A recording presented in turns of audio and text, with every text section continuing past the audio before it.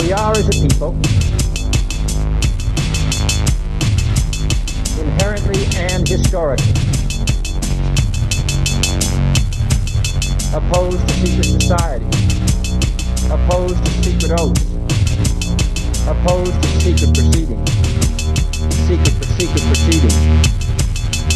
No official of my administration, whether his rank is high or low,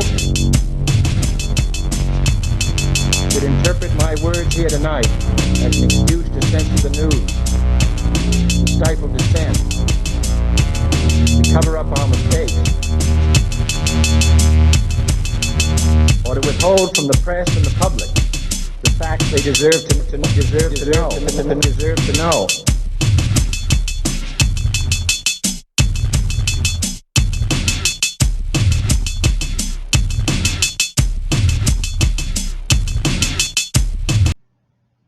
Welcome to Conspiracy Corner Podcast, everyone. This is Abe, your host. Today is March 3rd, 2021. It is 8 a.m. I just got off work. Sorry I haven't been putting out a whole lot of stuff for you all.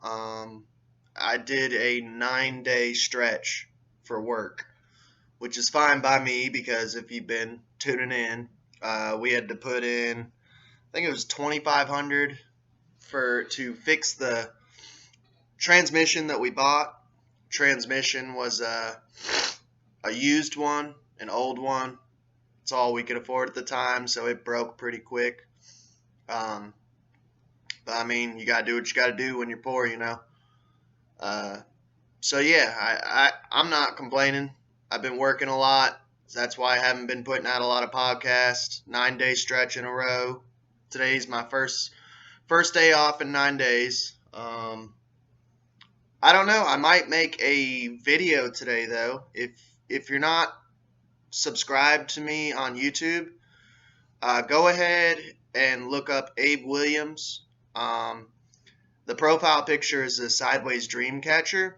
So if you're listening on audio only, through Spotify, Radio Public, Anchor, Google Podcast, Breaker, then yeah, you're missing out on a lot of stuff because I have a YouTube channel to where I do ghost hunts, I do taste tests, I do cooking videos, I do book reviews, I do movie reviews, I do card unboxings, all sorts of stuff you're missing out on over there. Plus it puts a face to a voice. So, but yeah, I might make a YouTube video later today if Sammy gets up. I'm not sure. She's off today too, so whenever she gets up, the Kentucky River, like about 20 minutes from me, is flooded, dude. And I'm talking like houses are flooded and everything. So I'm going to go down there with my camera, record some, show you guys what's been going on. We had a big-ass rainstorm, and honestly, I didn't think it was that crazy. Like, I woke up, was getting ready for work, and I got two flash flood warnings go off on my cell phone. And then I drove down 68, which is where I take to go to work. It's like a curvy-ass country road. And there's like waterfalls coming off the sides of the, it's not really a mountain, but the hills, you know.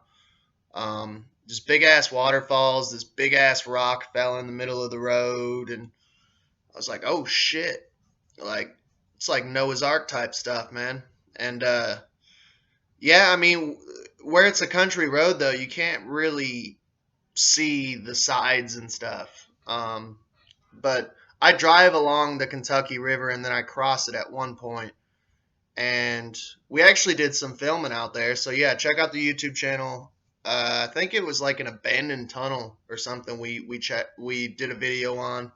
I can't remember. I'll put a suggested video at the end of this podcast. You can click on it and check it out.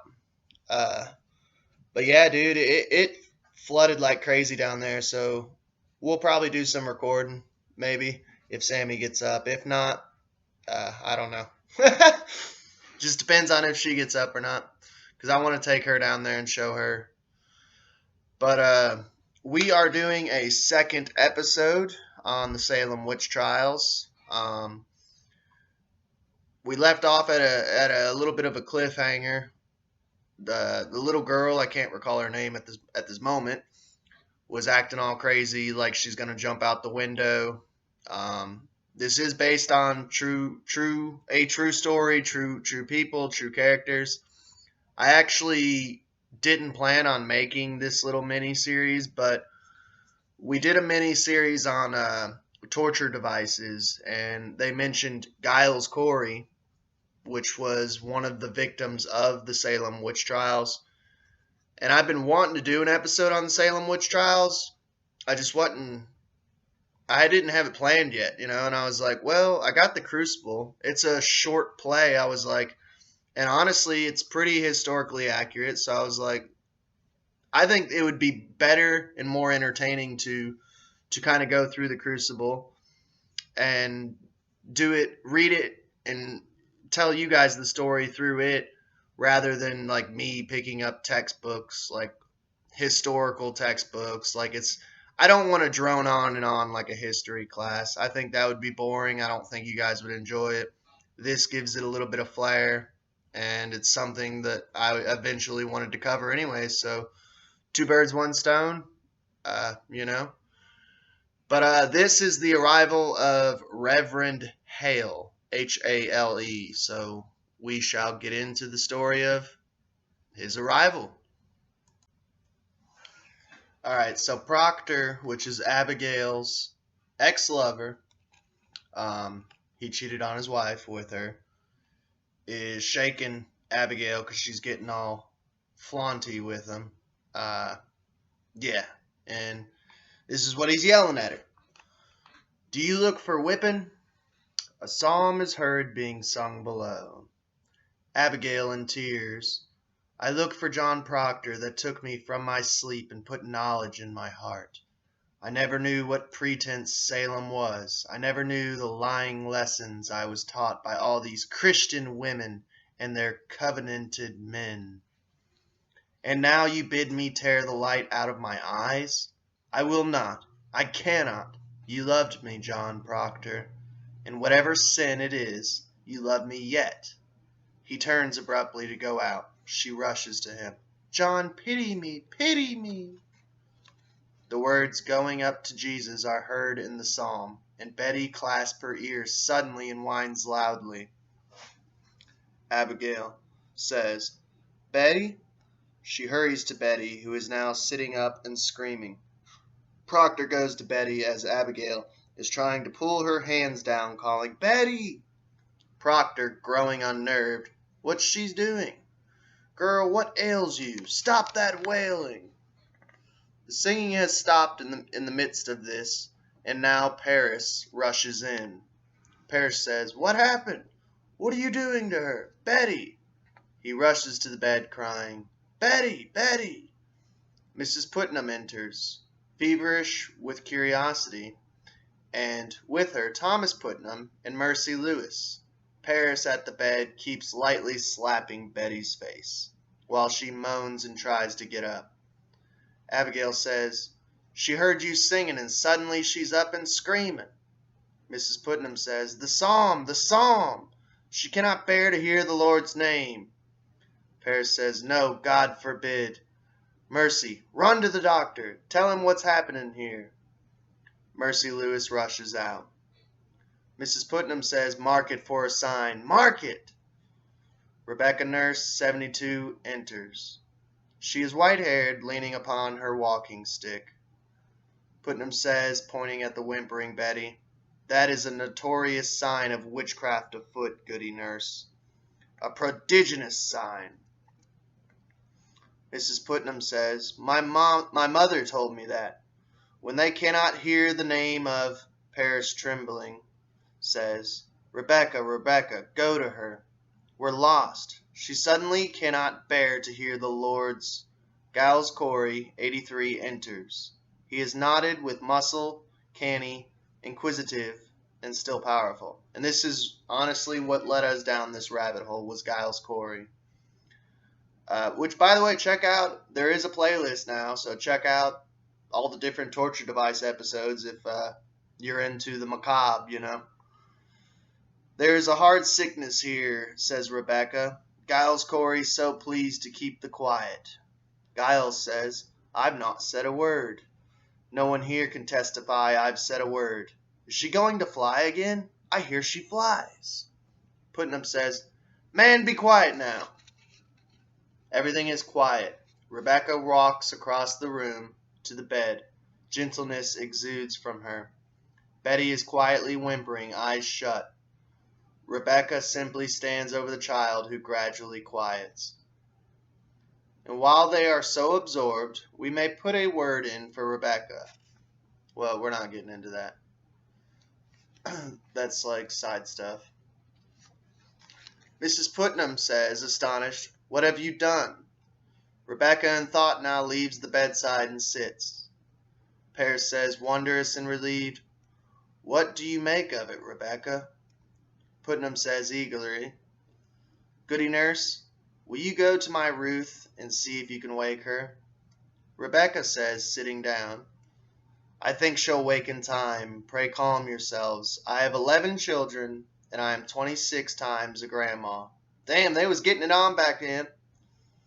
And I have seen them all through their silly seasons, and when it come on them, they will run the devil bow-legged, keeping up with their mischief. I think she'll wake up when she tires of it. A child's spirit is like a child. You can never catch it by running after it. You must stand still, and for love, it will soon itself come back. Proctor says, Aye, that's the truth of it, Rebecca. Mrs. Putnam says, This is no silly season, Rebecca. My Ruth is bewildered. Rebecca, she cannot eat. Rebecca says, Perhaps she is not hungered yet. To Paris, she says, I hope you are not decided to go in search of loose spirits, Mr. Paris. I've heard promise of that outside. Paris says, A wide opinion's running in the parish that the devil may be among us, and I would satisfy them that they are wrong. Proctor says, Then let you come out and call them wrong. Did you consult the wardens before you called this minister to look for devils? Paris says, He is not coming to look for devils. Then what's he coming for, says Proctor. Putnam says, There be children dying in the village, mister. Proctor says, I see none dying. This society will not be a bag to swing around your head, Mr. Putnam. To Paris, he says, Did you call a meeting before you? Putnam says, I am sick of meetings. Cannot the man turn his head without having a meeting? Proctor says he may turn his head, but not to hell. Rebecca says, Pray, John, be calm. Pause. He defers to her. Mr. Paris, I think you'd best send Reverend Hale back as soon as he come. This will set us to arguing again in the society, and we thought to have peace this year. I think we ought to rely on the doctor now, and good prayer. Mrs. Putnam says, Rebecca, the doctor's baffled.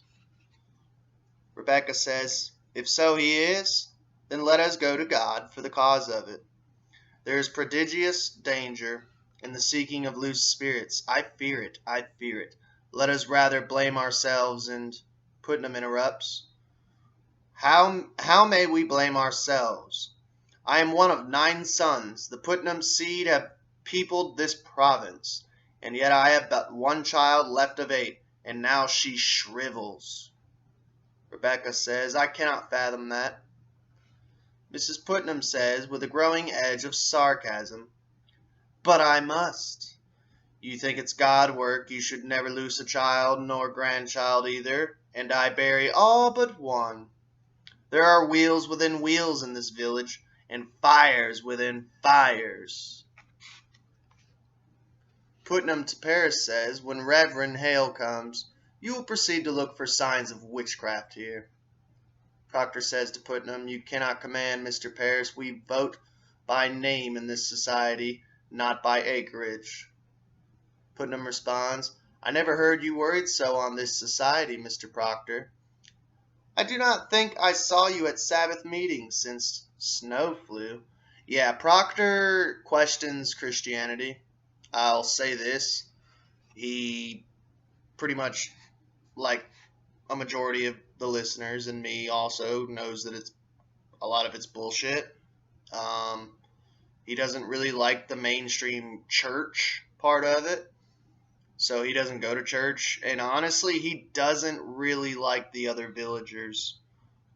He's kind of like an outcast, kind of like a hermit, kind of like me. He has a lot of marital problems because him and Abigail slept together. And he does love his wife, and he's trying to straighten up. And he made mistakes, And he's kind of ashamed to go back into Salem, into town, But Proctor says, I have trouble enough without I come 5 mile to hear him preach only hellfire and bloody damnation. Take it to heart, Mr. Parris. There are many others who stay away from church these days because you hardly ever mention God anymore. Mr. Parris, now aroused, says, Why, that's a drastic charge. Rebecca says, It's somewhat true. There are many that quail to bring their children. Parris says, I do not preach for children, Rebecca. It is not the children who are unmindful of their obligations towards this ministry. Rebecca responds, Are these really those unmindful? Parris responds, I should say that better half of Salem village. Putnam says, And more than that. Parris says, Where is my wood? My contract provides I be supplied with all my firewood. I am waiting since November for a stick, and even in November I had to show my frostbitten hands like some London beggar. Giles says, You are allowed £6 a year to buy your wood, Mr. Parris. Parris responds, I regard that £6 as part of my salary. I am paid little enough without I spend £6 on firewood. Proctor responds, 60 plus 6 for firewood. Parris, the salary is £66, Mr. Proctor. I am not some preaching farmer with a book under my arm. I am a graduate of Harvard College. Giles says, I am well instructed in arithmetic. Parris responds, Mr. Corey, you will look far for a man of my kind at £60 a year. I'm not used to this poverty. I left a thrifty business in Barbados to serve the Lord. I do not fathom it. Why am I persecuted here? I cannot offer one proposition, but there be a howling riot of argument. I have often wondered if the devil be it in somewhere. I cannot understand you people otherwise. Proctor responds, Mr. Parris, you are the first minister ever to demand the deed to this house. Parris responds, Man, don't a minister deserve a house to live in? Proctor says, Yes, to live in. But to ask ownership is like you shall own the meeting house itself. The last meeting I were at you spoke so long on deeds and mortgages, I thought it were an auction. Parris responds, I want a mark of confidence is all. I am your third preacher in 7 years. I do not wish to be put out like a cat whenever some majority feels the whim. You people seem not to comprehend that a minister is the Lord's man in the parish. A minister is not to be so lightly crossed and contradicted. Putnam responds, Aye. Parris says, There is either obedience or the church will burn like hell is burning. Proctor responds, Can you speak one moment without we land in hell again? I am sick of hell, dude. I added the dude part, sorry. Parris says, It is not for you to say what is good for you to hear. Proctor responds, I may speak my heart, I think. Parris in a fury responds, What are we, Quakers? We're not Quakers here, Mr. Proctor, and you may tell that to your followers. My followers? Parris says now he is out with it. There is a party in this church. I am not blind. There is a faction and a party. Against you? Against him and all authority. Why then I find it and join it. Why, then I must find it and join it, says Proctor. There is shock amongst the others. Rebecca says, he does not mean that. Putnam says, he confessed it now. Proctor, I mean it solemnly. Rebecca responds, I like not the smell of this authority. No, you cannot break charity with your minister. You are another kind, John. Clasp his hand, make your peace. Proctor says, I have a crop to sow and lumber to drag home. He goes angrily out the doors and turns to Corey with a smile. What say you, Giles? Let's find the party, he says. There's a party. I love Proctor. I love Giles, too. He's a wicked old man. Giles responds, I've changed my opinion of this man, John. Mr. Parris, I beg your pardon. I never thought you had so much iron in you. Parris, surprised, why, thank you, Giles. Giles says, it suggests to the mind what the trouble be among us all these years. To all, he says, think on it. Wherefore is everybody suing everybody else? Think on it now. It's a deep thing, and dark as a pit. I have been 6 times in court this year. Proctor, familiarly, with warmth, although he knows he is approaching the edge of Giles' tolerance with this, he says, is it the devil's fault that a man cannot say you good morning without you clap him for defamation? You're old, Giles, and you're not hearing so well as you did.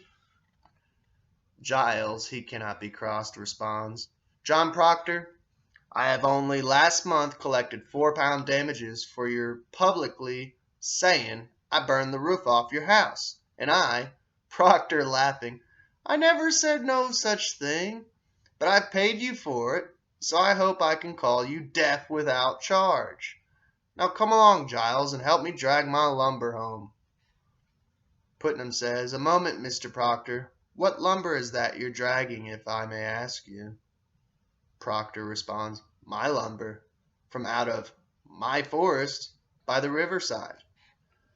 Putnam says, why, we are surely gone wild this year. What anarchy is this? That tract is my bounds. Is it in my bounds, Mr. Proctor? Proctor responds, in your bounds, indicating Rebecca, says, I bought that tract from Goody Nurse, a husband 5 months ago. Putnam says, he had no right to sell it. It stands clear in my grandfather's will that all the land between the river and... Proctor interrupts, your grandfather had a habit of willing land that never belonged to him, if I may say it plain. Giles says, that's God's truth. He nearly willed away my north pasture, but he knew I'd break his fingers before he'd set his name to it. Let's get your lumber home, John. I feel a sudden will to work coming on.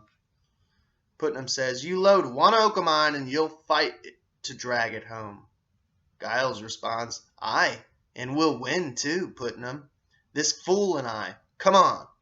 He turns to Proctor and starts out. Putnam says, I'll have my men on you, Corey. I'll clap a writ on you. Enter Reverend John Hale of Beverly. Now let's get into a little backstory of who Reverend John Hale is. Mr. Hale is nearing 40, a tight-skinned, eager-eyed intellectual. This is a beloved errand for him. On being called here to ascertain witchcraft, he felt the pride of a specialist who unique knowledge has at last been publicly called for. Like almost all men of learning, he spent a good deal of his time pondering the invisible world, especially since he had himself encountered a witch in his parish not long before. That woman, however, had turned into a mere pest under his searching scrutiny, and the child she had allegedly been inflicting recovered her normal behavior after Hale had given her his kindness and a few days of rest in his own house. However, That experience has never raised a doubt in his mind as to the reality of the underworld or the existence of Lucifer's many-faced lieutenants, and his belief is not to his discredit. Better minds than Hale's were, and still are, convinced that there is a society of spirits beyond our ken. One cannot help noting that one of his lines has never yet raised a laugh in any audience that has seen this play. It is his assurance that, quote, "We cannot look to superstition in this. The devil is precise," unquote. Evidently, we are not quite certain, even now, whether diabolism is holy and not to be scoffed at, and it is no accident that we should be so bemused. Like Reverend Hale and the others on this stage, we conceive the devil as a necessary part of a respectable view of cosmology. Ours is a divided empire in which certain ideas and emotions and actions are of God, and their opposites are of Lucifer. It is as impossible for most men to conceive of morality without sin as of an earth without sky. Since 1692, a great but superficial change has wiped out God's beard and the devil's horns. But the world is still gripped between two diametrically opposed absolutes. The concept of unity, in which positive and negative are attributes of the same force, in which good and evil are relative, ever-changing, and always joined to the same phenomenon. Such a concept is still reserved to the physical sciences and to few who have grasped the history of ideas. When it is recalled that until the Christian era, the underworld was never regarded as a hostile area, that all gods were useful and essentially friendly to man despite occasional lapses. When we see the steady and methodical inculcation into humanity of the idea of man's worthlessness until redeemed, the necessity of the devil may be evident as a weapon designed and used time and time again in every change to whip men into a surrender to a particular church or church state. Our difficulty in believing the, for want of a better word, political inspiration of the devil is due in great part to the fact that he is called up and damned not only by our social antagonist, but by our own side. Whatever it may be, the Catholic Church, through its Inquisition, is famous for cultivating Lucifer as the arch-fiend, but the Church's enemies relied no less upon the old boy to keep the human mind enthralled. Luther was himself accused of alliance with hell, and he in turn accused his enemies. To complicate matters further, he believed that he had contact with the devil, and had argued theology with him. I am not surprised at this, for at my own university a professor of history, a Lutheran, by the way, used to assemble his graduate students, draw the shades, and commune in the classroom with Erasmus. He was never, to my knowledge, officially scoffed at for this. The reason being that the university officials, like most of us, are the children of a history which still sucks at the devil's teats. At this writing, only England has held back before the temptations of contemporary diabolism. In the countries of the communist ideology, all resistance of any import is linked to total malign capitalist succubi, and in America any man who is not reactionary in his views is open to the charge of alliance with the red hell. Political opposition thereby is given an inhumane overlay, which then justifies the abrogation of all normally applied customs of civilized intercourse. Political policy is equated with moral right, and opposition to it with diabolical malevolence. Once such an equation is effectively made, society becomes a congery of plots and counterplots, and the main role of government changes from that of arbiter to that of the scourge of God. The results of this process are no different now from what they ever were, except sometimes in degree of cruelty inflicted, and not always even in that department. Normally the actions and deeds of a man were all that society felt comfortable in judging. The secret intent of an action was left to the ministers, priests, and rabbis to deal with. When diabolism rises, however, actions are the least important manifest of the true nature of a man.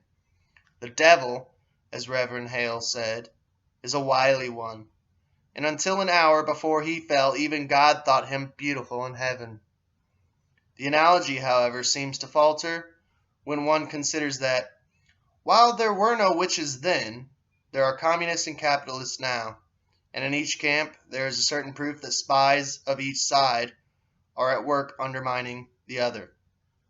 But this is a snobbish objection, and not at all warranted by the facts.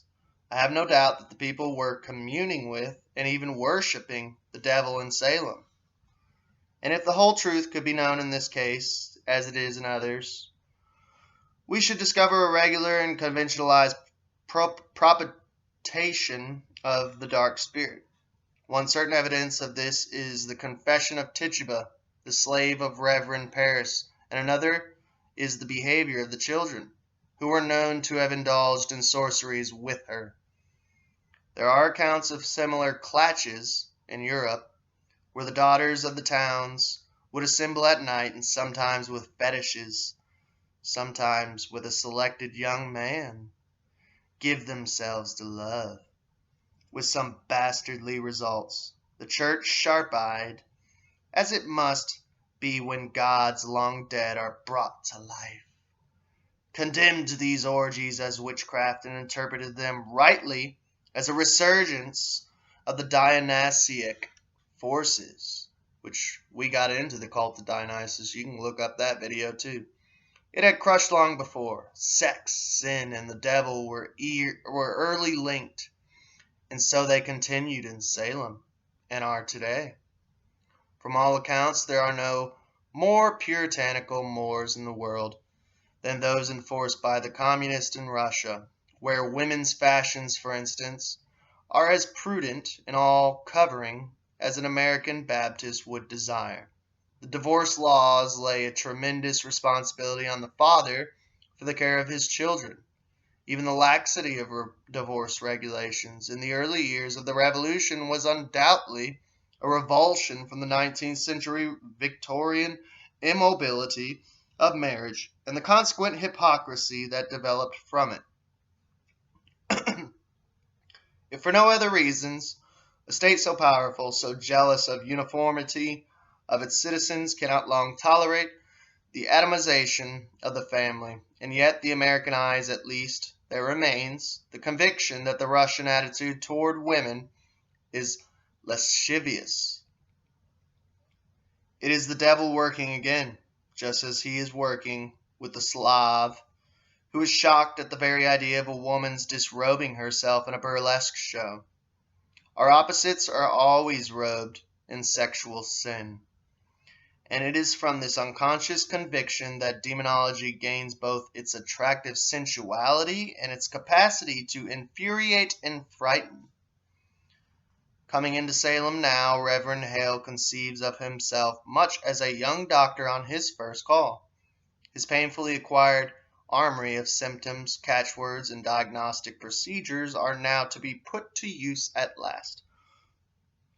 The road from Beverly is unusually busy this morning, and he has passed 100 rumors that make him smile at the ignorance of the yeomanry in the most precise science. He feels himself allied with the best minds of Europe, kings, philosophers, scientists, and ecclesiasts of all churches. His goal is light, goodness, and its preservation.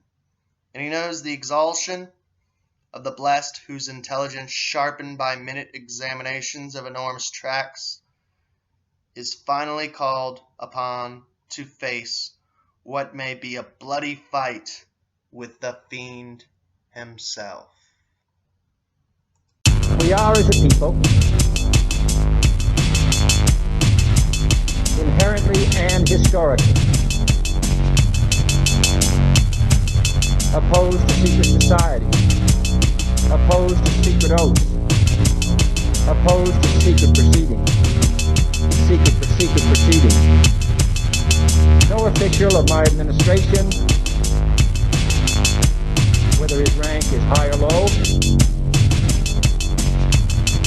would interpret my words here tonight as an excuse to censor the news, to stifle dissent, to cover up our mistakes, or to withhold from the press and the public the facts they deserve to know.